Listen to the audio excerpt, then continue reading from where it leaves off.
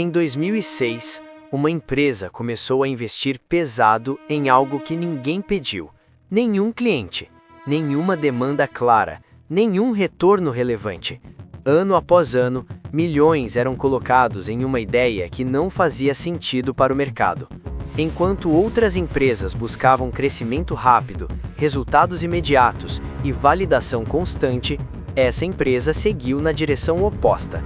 Insistiu, mesmo quando parecia errado, mesmo quando não havia sinais de que aquilo daria certo.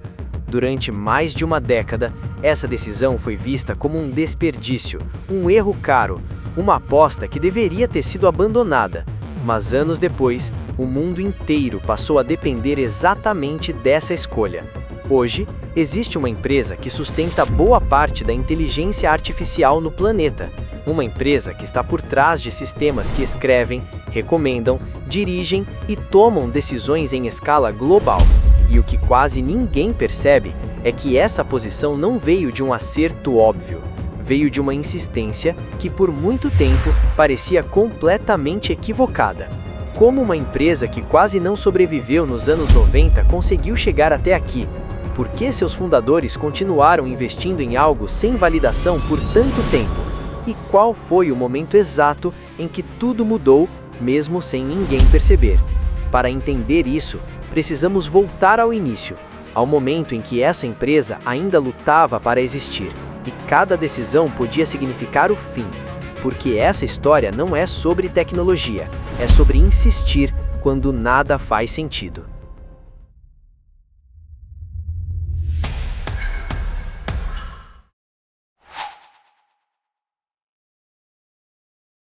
A NVIDIA foi fundada em 1993, em um cenário completamente diferente do atual. Naquele momento, o mercado de tecnologia era dominado por unidades centrais de processamento. A Intel liderava, e a lógica era clara. Mais poder de processamento significava mais desempenho. Unidades de processamento gráfico, por outro lado, eram vistas como componentes secundários, voltados apenas para gráficos. Jensen Huang e seus cofundadores enxergavam algo diferente, mas ainda não tinham como provar isso. Nos primeiros anos, a empresa enfrentou dificuldades reais. Seus chips iniciais não tiveram sucesso comercial expressivo, e a pressão financeira aumentava rapidamente. A NVIDIA era uma startup tentando sobreviver em um ambiente extremamente competitivo. Cada lançamento era decisivo, cada erro poderia ser fatal. Internamente, havia tensão constante. Externamente, quase ninguém apostava na empresa.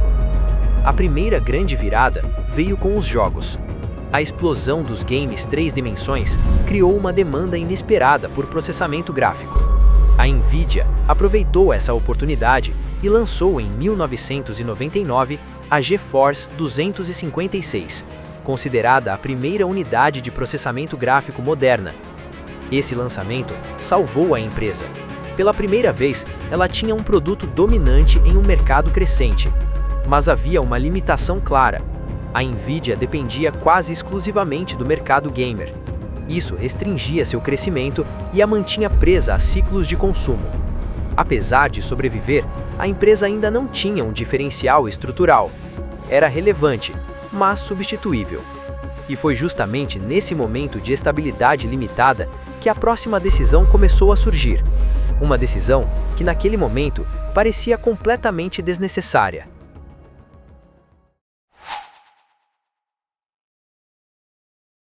Tudo começa com um insight técnico.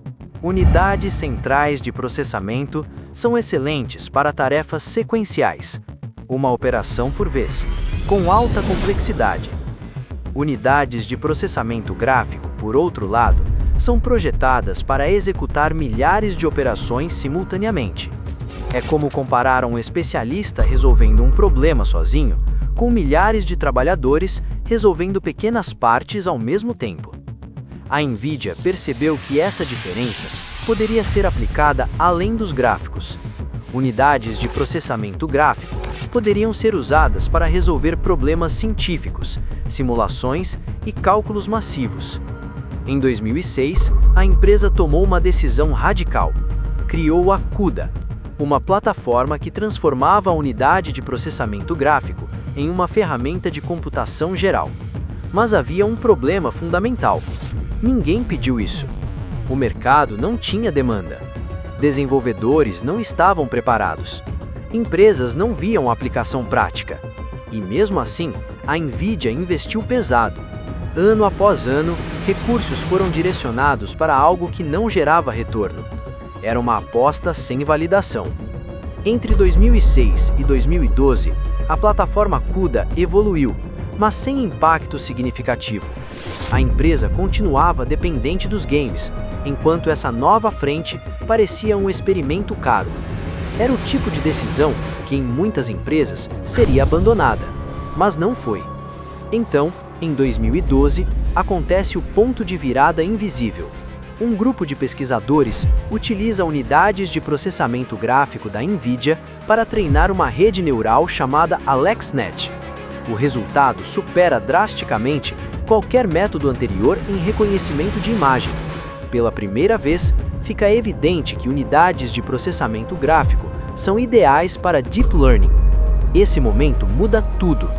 Pesquisadores começam a adotar unidades de processamento gráfico. O Deep Learning ganha força. E o mais importante, a Nvidia já estava pronta. Ela não precisou correr atrás. Ela já tinha a tecnologia, a plataforma e o ecossistema. A partir daí, a empresa acelera, investe em bibliotecas, ferramentas e suporte. Cria um ecossistema completo ao redor da plataforma CUDA. E isso gera um efeito poderoso. Quanto mais desenvolvedores utilizam, mais difícil se torna sair. A Nvidia deixa de vender apenas hardware.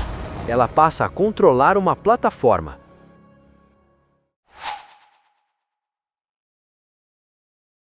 A partir de 2015, algo muda de forma irreversível. A inteligência artificial deixa de ser um experimento acadêmico e começa a se tornar uma corrida global. Empresas passam a investir bilhões em modelos capazes de aprender, prever e gerar conteúdo. O que antes era pesquisa, agora vira produto. E o que antes era teoria, agora começa a impactar o mundo real. Mas existe um detalhe que pouca gente percebe. Toda essa revolução depende de uma coisa: poder computacional em escala absurda. Treinar um modelo de inteligência artificial não é apenas complexo, é caro, lento e exige milhares de operações acontecendo ao mesmo tempo. E é exatamente aí que a aposta da Nvidia começa a se pagar. As unidades de processamento gráfico, que antes eram vistas como ferramentas para jogos, passam a ser essenciais para treinar redes neurais. Empresas como Google, Amazon e Microsoft começam a comprar essas placas em quantidades massivas. Data centers inteiros são construídos com base na arquitetura da Nvidia, e pela primeira vez a empresa deixa de depender do mercado gamer. Esse é o ponto de virada estrutural. A Nvidia deixa de ser uma empresa de produtos e passa a ser uma empresa de infraestrutura. Ela não vende apenas chips, ela vende a capacidade de construir inteligência artificial. E isso muda completamente o jogo.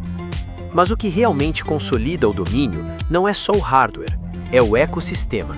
Ao longo dos anos, a plataforma CUDA evoluiu. Ferramentas foram criadas, bibliotecas foram otimizadas, desenvolvedores passaram a construir tudo em cima dessa base. E isso gera um efeito quase invisível, mas extremamente poderoso: dependência. Quanto mais empresas usam a plataforma CUDA, mais difícil se torna sair dele. Migrar significa reescrever sistemas, perder performance e assumir riscos. E nesse momento, a vantagem da Nvidia deixa de ser técnica, ela se torna estrutural. Não é mais sobre ter o melhor chip, é sobre ser o padrão do mercado. E então vem o reconhecimento. Aquilo que por anos parecia uma aposta sem sentido começa a se revelar como a base da nova economia digital. O valor de mercado da Nvidia dispara. A empresa entra no grupo das mais valiosas do mundo. Investidores que antes ignoravam, agora disputam espaço. Mas talvez o maior sinal de validação não esteja no mercado financeiro, e sim no comportamento das outras empresas. Concorrentes começam a correr atrás, tentam desenvolver alternativas, criam seus próprios chips, mas existe um problema. Eles estão chegando atrasados, muito atrasados, porque a Nvidia não começou quando a inteligência artificial virou tendência. Ela começou quando a inteligência artificial ainda não fazia sentido, e isso criou uma distância quase impossível de ser alcançada. Hoje, praticamente tudo que envolve inteligência artificial passa de alguma forma pela Nvidia.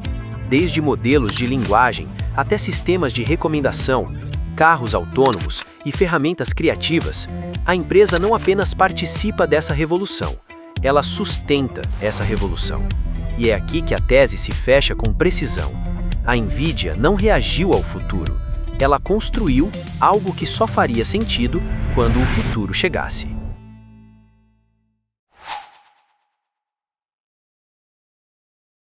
A história da Nvidia não é sobre tecnologia, é sobre convicção. Durante mais de uma década, a empresa insistiu em uma ideia que não dava retorno, não tinha demanda e não fazia sentido para o mercado.